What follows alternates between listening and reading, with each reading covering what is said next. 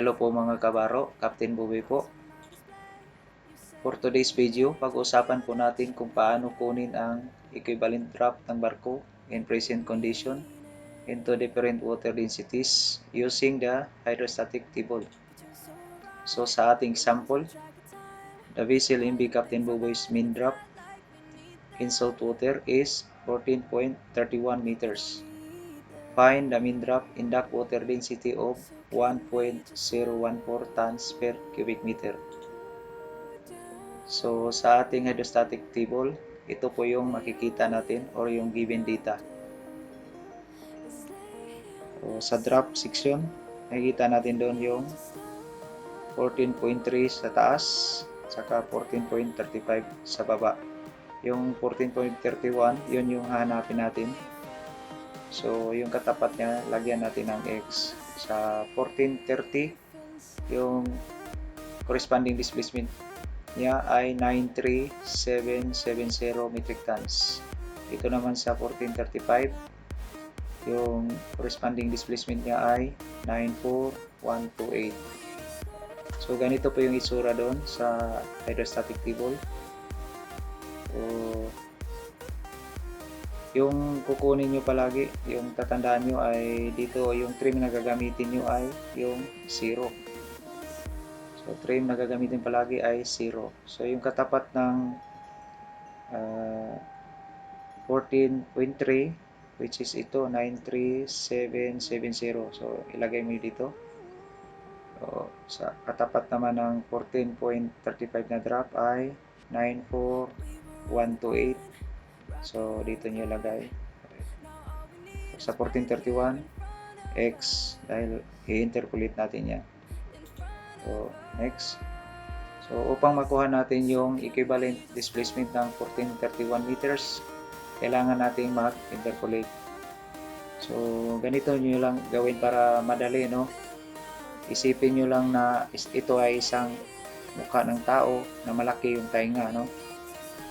So, dito, yung mukha niya, so, dito katapat. So, kunin nyo yung difference niya. So, 14.30, 14.31. So, yung difference niya ay 0.01. Dito naman, 14.30 tsaka 14.35. Yung pinaka-difference niya ay 0.05. Tapos kabila, 93770 tsaka yung X. So, hanapin natin yan. Lagyan natin ng X. Dito naman, yung 93770 saka 94128, yung difference niya ay 358. So, next, ilagay natin yung itapat-tapat nyo lang. So, 0.01 equals X. So, dito yun. Ilagay nyo yan dyan. Tapos, 0.05, yung katapat niya is 358. So, 0.05 equals 358. Next, i-cross multiply nyo. Tapos ito cross multiply, tapos ang resulta dyan 0.05x equals 0.01 times 358. So yung x equals 0.01 times 358 over 0.05. Okay, tapos x equals 3.58 over 0.05. Equivalent ang X equals to 71.6 metric tons. Tapos i-add nyo yung nasa itaas, o kasi paakyat to or pataas to, di ba? Yung value nyo. So, kung pababa naman, so magiging i-minus nyo yan. So, okay, 93770, i-add natin yung 71.6. Ang sagot niya ay 93841.6. So, ito yung equivalent hydrostatic displacement ng 14.31 meters. Okay? So, proceed na po tayo. Next na gagawin. So, pagkatapos yung makuha ang equivalent hydrostatic displacement ng 14.31 meters, which is 93841.6 metric tons, kailangan nyo po itong i-multiply ng 1.025 at i-divide ng new duct water density upang makuha natin yung lookup displacement. So sa ating example, ang new duct water density ay 1.014 brackish water. So lookup displacement equals yung hydrostatic displacement times 1.025 over 1.014. Ito yung sagot, 96187.64 over 1.014. So magiging lookup displacement natin ay 94859.61 metric tons. Okay? Sana po naintindihan. Proceed na po tayo. So lookup displacement. Alala lang, ang lookup displacement ay hindi nag-represent ng actual displacement ng barko, kundi ito ay magiging reference lamang natin upang makuha ang corresponding drop at brackish water gamit ang hydrostatic table. So to simplify, lookup displacement equals present displacement times 1.025 over drop water density. So, base dun sa lookup displacement, nakukuha natin yung new drop. Gamit ang lookup displacement na 94859.61 metric tons, makukuha na natin yung corresponding drop at duct water density of 1.014 brackish water through interpolation of the data given in the hydrostatic table. So, gamit pa rin yung interpolation. So, sa ating hydrostatic table, ito po yung mga given data. So, displacement, 94844. Katapat niya ang drop, which is 14.45. So, 94859.61. Ito yung lookup displacement natin. So, gawin natin dyan. Lagyan natin ng X. Ito naman sa baba, 95202. Katapat niya is 14.50. Okay.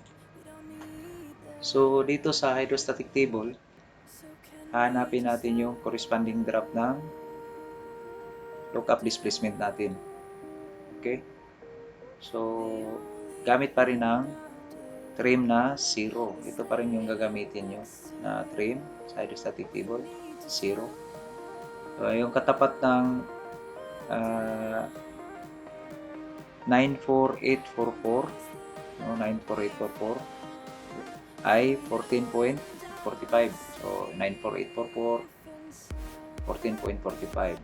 Ito naman sa 95202, tapat niya ay 14.50. So ilagay nyo dito. Yung nakuha natin na lookup displacement 94859.61, lagyan natin ng X kasi in between siya dito eh. Kaya kailangan natin ng interpolation. So, proceed na po tayo dito sa interpolation. So, upang makuha natin yung corresponding drop ng 14.31 meters base sa duct water density na 1.014 brackish water, kailangan nating mag-interpolate ulit. So, ganun pa rin yung nakuha natin na sa taas, sa hydrostatic table, 94844, ang katapat niya ay 14.45 na drop. Yung nakuha natin na lookup displacement, which is 94859.61, lagyan natin ng X kasi yan yung hanapin natin. Tapos sa baba naman 95202, ang katapat niya ay na drop ay 14.5. So ganun pa rin, i-interpolate natin, kukunin natin, alalahanin natin yung mukha ng tao, okay, na malaki yung tainga. Okay, so ang difference dito 94844 saka 94859.61 is 15.61. Dito naman 94844 minus or yung difference ng 94844 saka 95202, difference niya ay 358. Sa kabila naman 14.45 saka X, so hanapin natin ang X yan. So, sa kabila 14.45 saka 14.5 0, So, ang difference niya ay 0.05. Next, lagay nyo lang dito, katapat. So, katapat ng 1561 is x. So, lagay nyo dito, 1561 equals x. Ito naman, katapat ng 358 ay 0.05. So, 358 equals 0.05. Cross multiply. So, magiging 358x equals 15.61 times 0.05. So, yung x equals 15.61 times 0.05 over 358. X equals 0.7805 over 358. O magiging x natin is equal to 0.002 meters. Tapos i-add natin yung sa taas dahil paakyat siya, 14.45. So, magiging sagot natin ay 14.452 meters. Ito na po yung equivalent drop in duct water density of 1.014 brackish water. So, madali lang po, di ba, mga kabaro? Reminder lamang po, lagi po nating tatandaan na ang lookup displacement ay gagamitin lamang natin in obtaining the new drop from the hydrostatic table, which is stability for the vessel in salt water. So, lagi nyo tatandaan na yung hydrostatic table palagi yung nakatabulate base dun sa 1.025 or salt water density. So, maraming salamat mga kabaro. Sana may natutunan kayo sa video na ito. Hanggang sa muli, kung gusto nyo ganitong content, paki-like, subscribe na rin sa ibaba. Malaking tulong po yan para lumago po ang aking munting YouTube channel. Maraming salamat po in advance. God bless you po.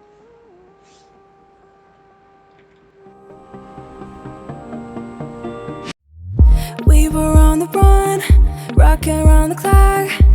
Now all we need is right here in front of us.